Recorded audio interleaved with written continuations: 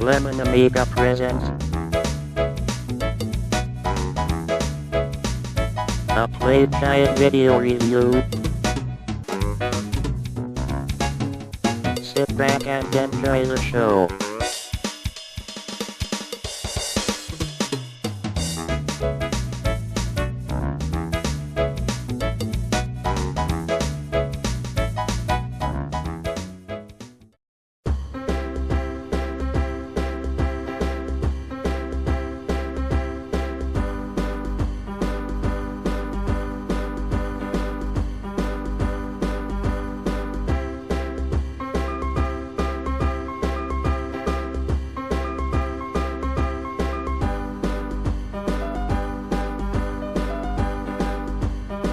Hey there, welcome to another Lemon Amiga Playguide and review. This time we'll be checking out 1000 Miglia, otherwise known as the Mille Miglia, 1927 till 1933 Volume 1.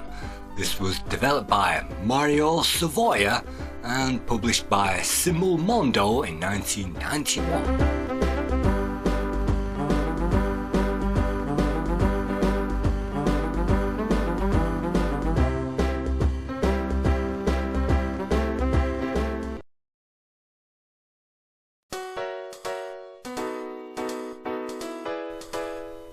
On the title screen we get to choose the year that we wish to start, 1927 all the way up to 1933. Let's just select the English for this and then we can see what's going on. And now we can load and save game from here. We can select actual drivers or create new drivers, and we can drive every single year of the race. So let's start at 1927 and let's take a look first of all at the actual drivers that we can choose from in this game.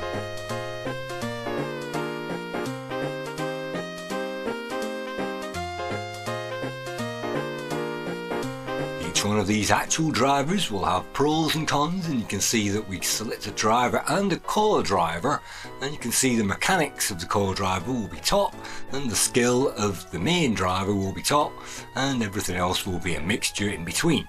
So it's important in this game to select a good co-pilot as well, because you will need to drive with the co-pilot and they will also fix the car when it breaks down. So you want someone with really good mechanical skills. So you can see select the Hall of Fame as well, and now we can see all of the points that have been accumulated by all these other drivers, and maybe the aim is to get on that high score table. But definitely the most fun aspect is to create a new driver, and that will mean that we can add our own statistics and add points to them, a bit like an RPG game. So let's select that one, and it says first driver. We can name our driver as well and our core driver, and we can also select the amount of skill, resistance and mechanics that those competitors have on the race course. So you can see that we can alter those at our heart's desire, so we can have two very skilled drivers if we like, but because the car will be breaking down every 5 minutes, that's a bit difficult. And we can also select our favourite leg as well. That means that the driver's skill will be improved on that leg of the race. And as there are some pretty difficult sections of this race, I definitely specialise on a particular leg. We can also clear the settings as well. We can also choose our car, and so all of these cars will have a different engine capacity and speed and displacement, and it's important to look at the ratings of each one, because some of them will have fast acceleration and fast brakes, and some of those will have good resistance and good handling. Definitely go for the handling as the #1 priority, resistance as #2, brakes as #3, and then acceleration as #4 priority, because we want a car to resist this entire course, which is the very top priority, to actually get through it in one piece, which is definitely easier said than done. So we've now forgotten to fill in our favourite course, our favourite stages, but you can see a summary of the choices. We can now select this car, and now we get to race on that particular year. And before we get to race, before we get to venture out, we also get to select our spare parts as well. And this is critical because the car will break down every 5 seconds, so unless you have the spare parts to deal with it, you won't be able to fix the car. And this also is based on quantity, but I think also weight as well, so you can't carry 10 dynamos unfortunately, and so definitely spare tyres, will definitely need quite a few of them.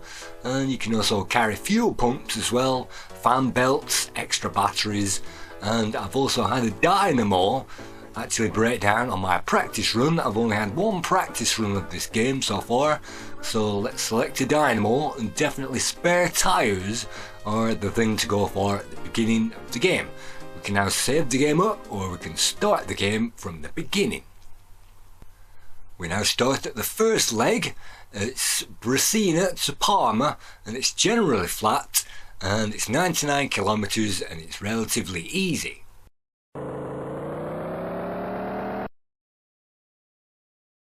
By pressing the spacebar we can see a map, and it's a figure 8 course. We're supposed to go all the way down and round and through here and down to Rome, and then back again, all the way through here and down there, and then all the way up there and up into that corner and down to all the Verona, and then back to the start again. So you can see we're only just starting out, and you can see our driver skills and our mechanic skills as well, and we can also swap drivers as well if we want to do that at this stage.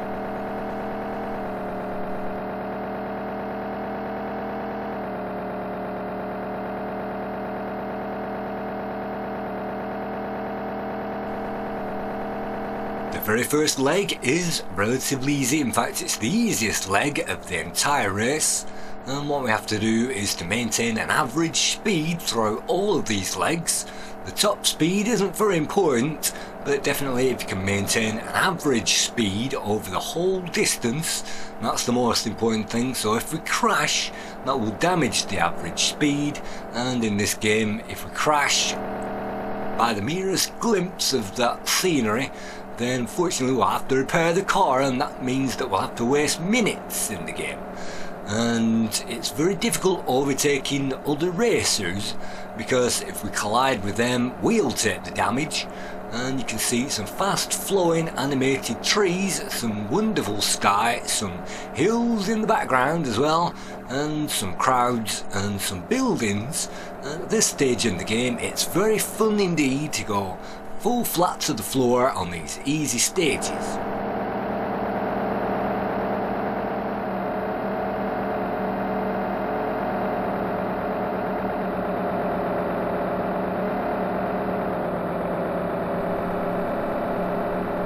The hardest part at this stage is to overtake the other racers, and you can see I've already chickened out of trying to do that, because again if we collide with the other cars, the very least that will do is knock us all the way down and stall the engine, so we'll have to start up again and continue on from first gear and then second and third, and that takes ages, so it's better to crawl along in fourth gear than risk a crash.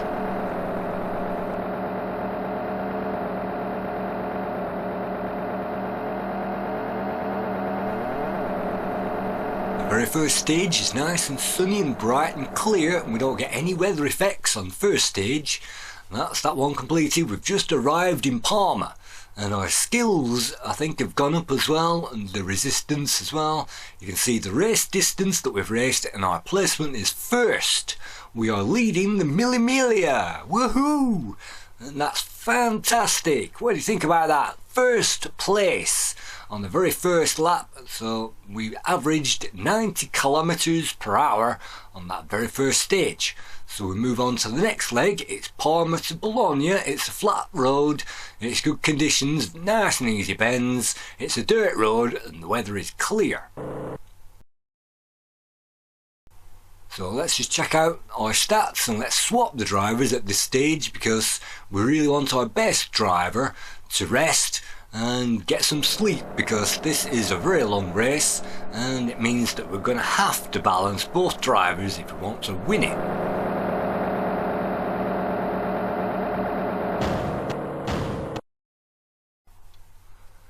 When we collide with something, we'll get a trouble screen, and that's basically the same every single time, and that tells us how many minutes we've wasted repairing the car. And that's presuming that we have the spare parts in the first place, and that will obviously depend on the skill of our mechanic to get on with that job. And sometimes you can simply get a wrench in the tyres and get that going without having to change tyres, and sometimes the wheel can jam and things like that, which is no problem.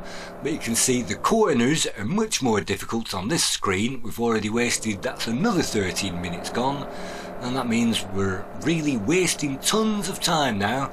It's better to crawl around in third gear rather than risk a crash at this stage.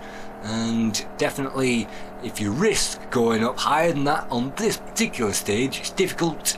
And if you can see cars overtaking us, it means we're going to be slow and we're going to lose places. But if we overtake vehicles, it means we're fast and we gain places on the Mille Miglia. So that tells us that we're already probably in third now, having cars crashed into us. And again, if we crash into the back of them, we'll lose all of the speed, and they just continue on without a single scratch.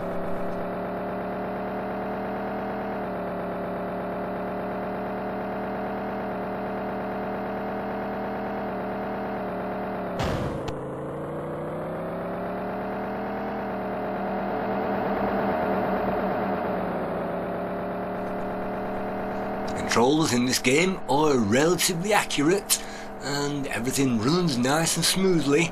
The only downside is the brakes on this car are useless, and by the time you've recognised that the corner is too short for us to turn around, we've already crashed into it.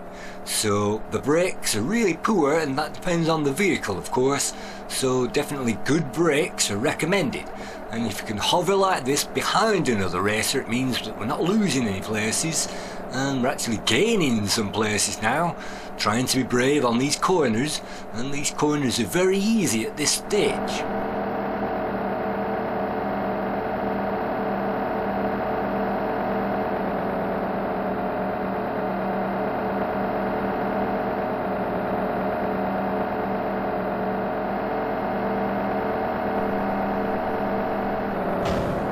It's fun to see our co-driver turning their heads every time we move past somebody, and they duck their head down as well to read the map. So we've just arrived in Bologna. Unfortunately, we're down in 7th place, so that means 6 cars must have overtaken us on that particular run. Our average speed was just 70 kilometers an hour due to those crashes, and if we can average 90 on this particular section, that means we can maintain the lead. So here we go, Bologna to Firenze, and it's a rather difficult course, rather mountainous as well, so the first thing I'm going to do is press that space bar, swap our drivers over, and you can see it's a figure of 8, so we're now veering south towards Rome.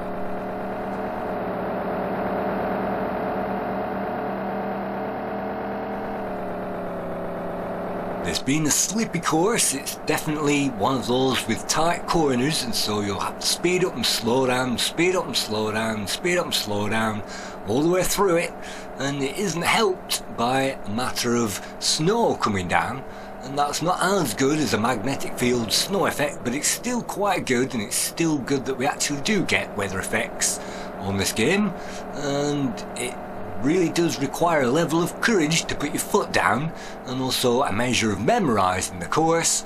And this stage, you can see it's very flat and very level, so that means we can overtake everybody, and if we memorise those spots continually, that means that we should be able to maintain some kind of a lead. And now we're broken down again. That's another 9 minutes wasted trying to fix that car.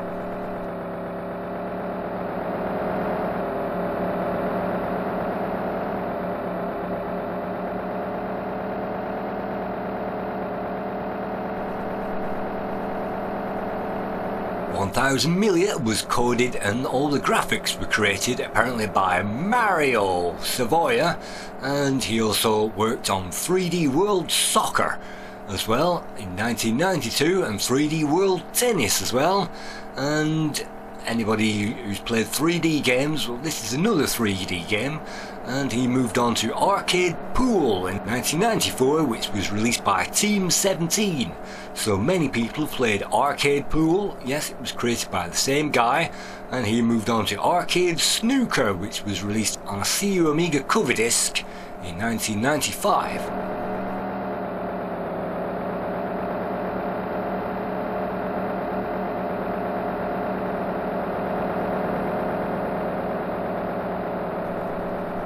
Music was created by Massimo Perini, and he also created music for Formula 1 3D, which was, I think, another Simulmondo game, and also I Play 3D Soccer, which was a diabolical 3D Simulmondo game.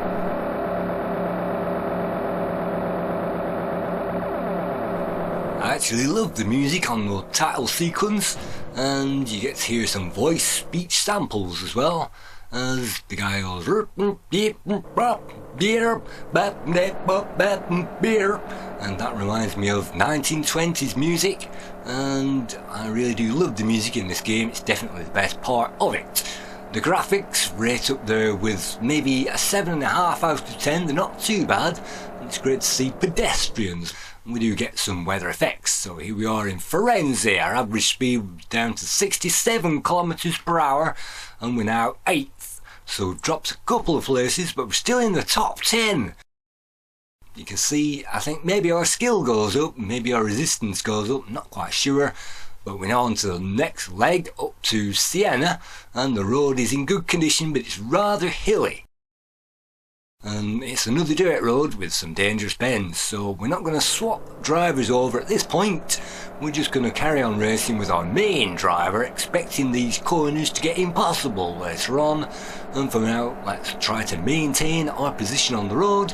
And again, if we hang back behind the driver, we should be able to maintain that position, but we've been overtaken by quite a few cars, so we're probably in 14th by now. And that's pretty difficult.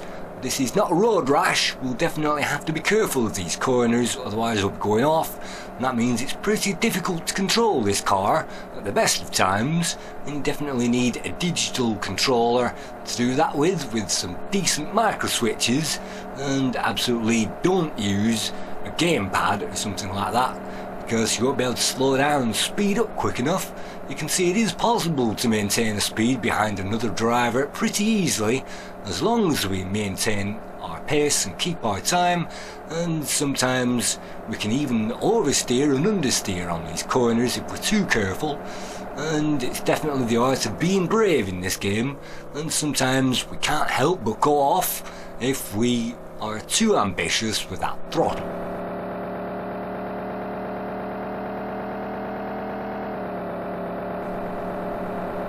Luckily this stage is nice and short, and you can see we've already made too many mistakes with this stage already, which isn't too great, but here we are. We've now arrived at Siena, and you can see we've now travelled 353 kilometres, and it's taken us 5 hours to do it. That was another 69 kilometres, and we're still in placement 7th according to that on the old leaderboards. We're still in the top 10. It gives us a nice digitised picture of the town that we've just arrived in, Siena, and the next one is another mountainous course, rather easy according to that.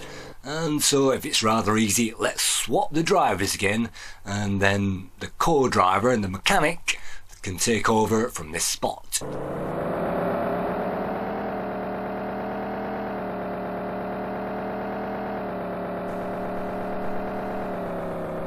The graphics do continue to get much better as the game goes on. You can see some Outrun style flowers on the side of the road, and even 3 layers of mountains now in the background. We get telegraph poles and we get roadside obstacles, so this game isn't bare, and it definitely, in my book, deserves a better score than the Outrun game that we got on the Amiga, which for my money gets 2 out of 10.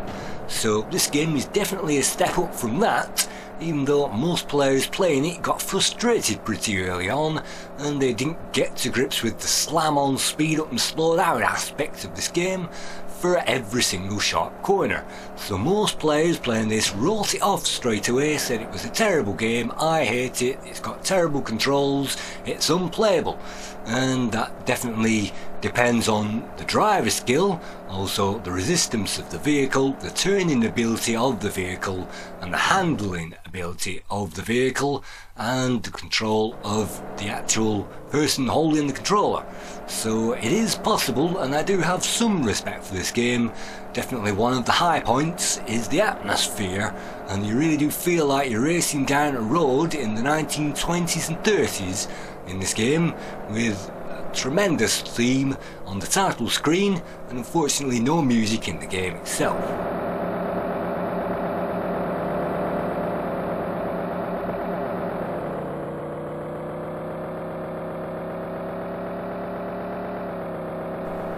Mille Miglia, otherwise known as the 1000 Miglia, because Mille means thousand in Italian, and so the Mille Miglia began in 1927, and it was a race from Predseda down to Rome, following a figure 8 configuration, and that was a total of 1,500 kilometers or 1,000 Roman miles, and that's why it's known as the 1000 Miglia.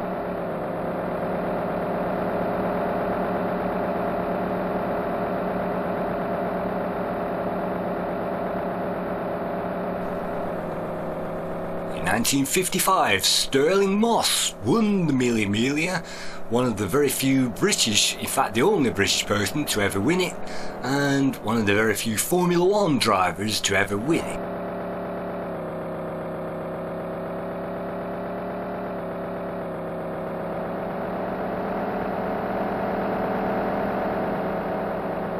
In 1957, that was the final race of the Mille Miglia, because there were too many people dying and there was a crash and loads of children got killed, so they banned it, and so 1957 was the final race, and in this game we're only allowed to drive up to 1933, and so after that it was all cancelled and it didn't come back full time again until 1982, when the current Mille Miglia format began. It follows the same figure 8 as far as I know, I'm not sure, but it's now a parade race that you have to drive around the streets at normal pace. You can't break the speed limit, and that was carried on all the way up to present.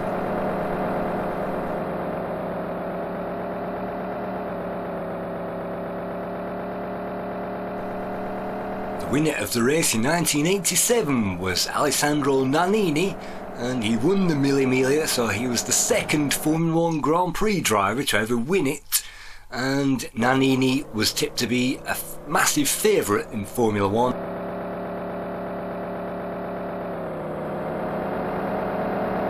In 1990, Nannini was unfortunately involved in a helicopter crash, which meant he lost the use of one of his arms, and that put an end to his Formula 1 career. And Stefan Beloff was another one a few years before that. He got killed, and then a few years after that Roland Ratzenberger, and he got killed. So the 1980s and early 90s in Formula 1 terms was lethal, and it's a shame that some of these amazing drivers with huge great potential like Elio De Angelis and people like that unfortunately didn't make it. Now just arrived in Bolsena, and we're unfortunately dropping out of the top 10, and we've got another course which is quite challenging with quite some S-bends on it.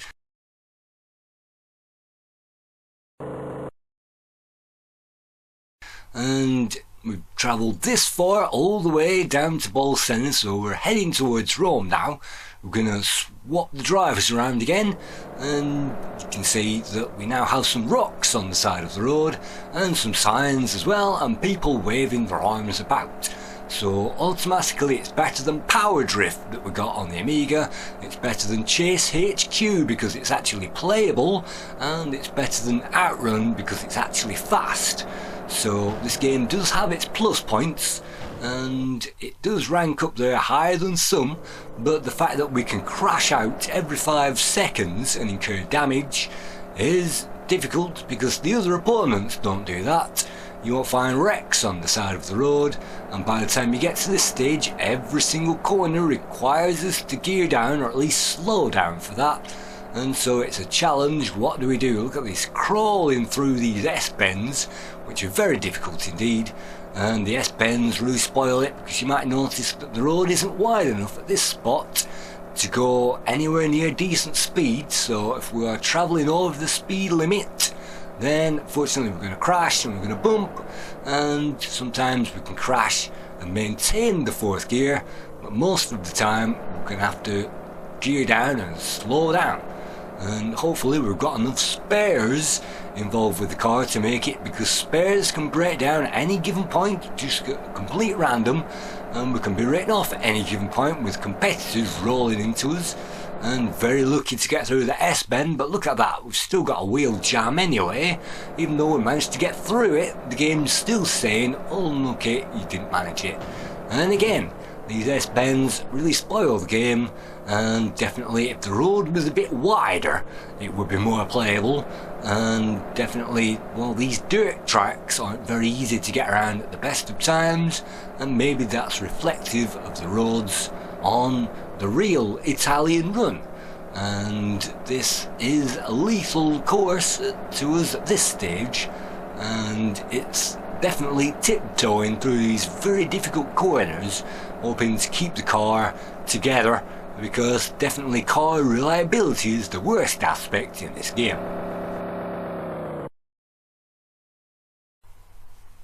And I've got a flat tyre. Luckily we've managed to carry a tyre with us.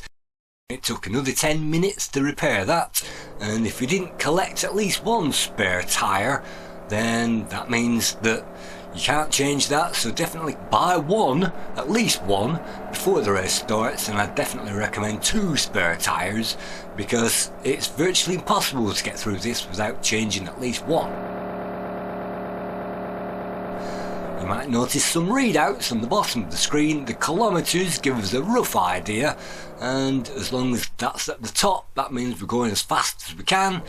The RPM, well, you can hear when that needs to change before we get into the red line.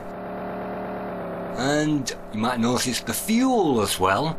We cannot refuel. This isn't Lotus Turbo Esprit. We cannot refuel as we're going around the track, unfortunately.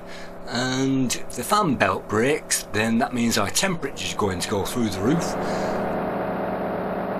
and you'll definitely require an extra fuel can to get through this race. That is a standard requirement, because you're going to run out of fuel halfway through it. We're getting to the very outskirts of Rome now. Unfortunately that doesn't appear like the Carthage game that we saw on the horizon, but we're definitely approaching that. Here we go. And we're now entering Rome. We're now an unknown placement, we're out of the top 10. We only managed to get 61 kilometers per hour as an average, and if you can average 80 across the entire lot, then you should still be in the top 10 by now.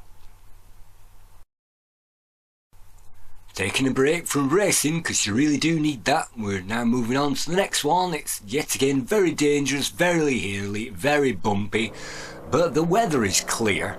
And I think that you only get weather effects on certain stages, and as long as we get up to that 4th gear we should be able to maintain something. And again, these really treacherous corners really make this game difficult.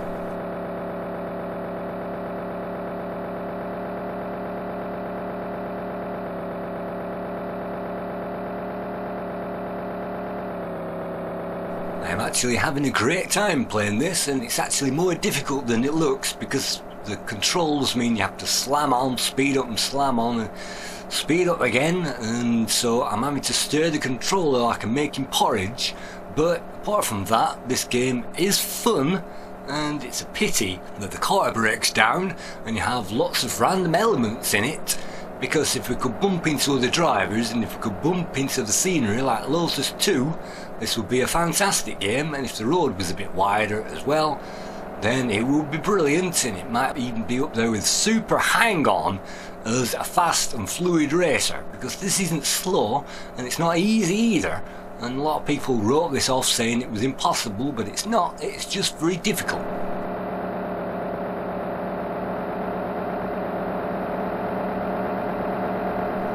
Bearing that in mind, we can check out the magazine scores, and the lowest score went to the Lemon Amiga website, who currently gives this 40%, complaining that it's impossible. And Amiga Power originally gave this 53% and then lowered that to 46%. A bit later on for the re-release, they complained that the enemies have no damage and there's random unfairnesses in the game and you can just break down and not have a spare part, and that's the entire game written off. That's the same Amiga Power that gave Blade Runner 8% in the very same issue, complaining that it was dull, and Targan 60% complaining that it was not that good but it was quite good.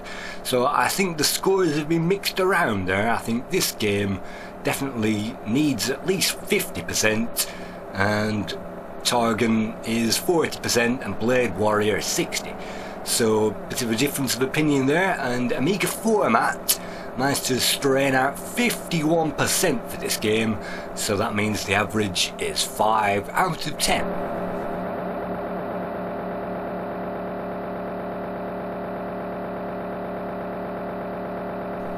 I think the title music is very catchy. I think the atmosphere is great. It's one of the few games where we get to swap between our driver and a co-driver, and we get damage modelling as well. We have to fix the car. Not that much damage modelling on an Amiga game unless you're counting Indie Heat and things like that, which are basically upgrades. There are no upgrades in this game. There's no boost, there's no turbo pills, and there's no water or jumps either. What we do get is very twisty and turny hilly sections of roads which will test our patience, and it's quite difficult. Look at that fuel, we're running out of fuel now, so I guess the next thing to happen to us is we're going to arrive at Spoleto, and again our placement is unknown. We've now travelled 709 kilometres and we managed to eke out 62 kilometres on that particular leg. Spoleto to Gubbio, or however you pronounce that, it's another hilly, what a surprise, tons of S-bends. So really should be swapping those drivers around and making sure our lead driver has plenty of sleep, and if these roads were nice and slowly and windy that wouldn't be too problem, but at this point I'm scared to death that we're going to go off the road and blow up. So unfortunately I'm having to use our best driver, and even still these ridiculous corners are actually ridiculous at this point, and now the cracks in the game really start to show itself. I don't mind the graphics, I don't mind the fields, I don't mind the people or these ridiculous boulders. I love the telegraph poles, I love the hills, and I love the sky. But what I don't like, well, it hasn't got a banded road for one thing, which is tremendous, and I don't mind the smooth scrolling, but the fact that this thing doesn't have any grip at all definitely hinders gameplay, and it just means that players will be frustrated at the point where they're just about to have fun with it. And it really has been a fun trip to explore this game for the very first time for this review. The tanks have now run dry, not a drop of oil left. Luckily we've managed to carry the spare oil can. We've gone through Rome, so that should hopefully mean that we've got less route to get back than the route that we took to get here in the first place. Hopefully we've travelled over 700 kilometres and it's a 1500 kilometre race, so we should just have enough fuel in to make it, that is, unless we crash into the side, and you can see the competitors really making our life a misery when that happens.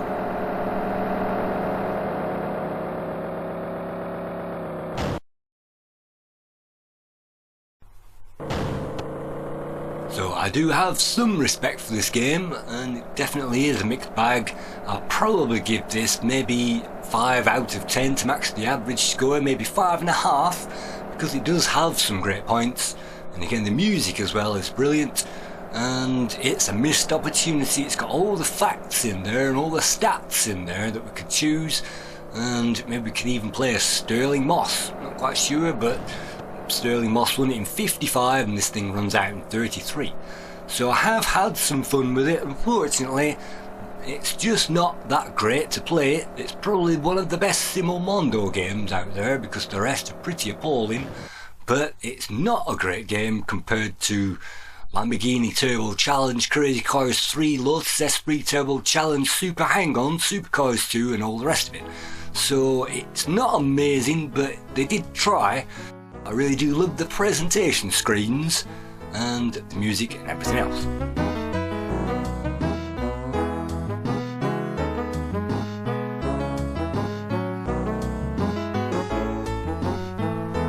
So thank you for joining me on this play guide to 1000 Miglia, otherwise known as 1000 miles, 1000 Roman miles, or the Mille Miglia. And you can see our progress. Well, we didn't finish. It takes us 24 hours to complete the entire thing, which means we're definitely going to get some sleep halfway through it. And we didn't get hardly any score. In fact, I think that's us, 7,720 points. And I didn't bother to put anybody's name in, but that's us on the high score table. So thank you for checking out the game Mille Miglia, and we'll see you again on another play guide and review at some point sometime soon. Thank you.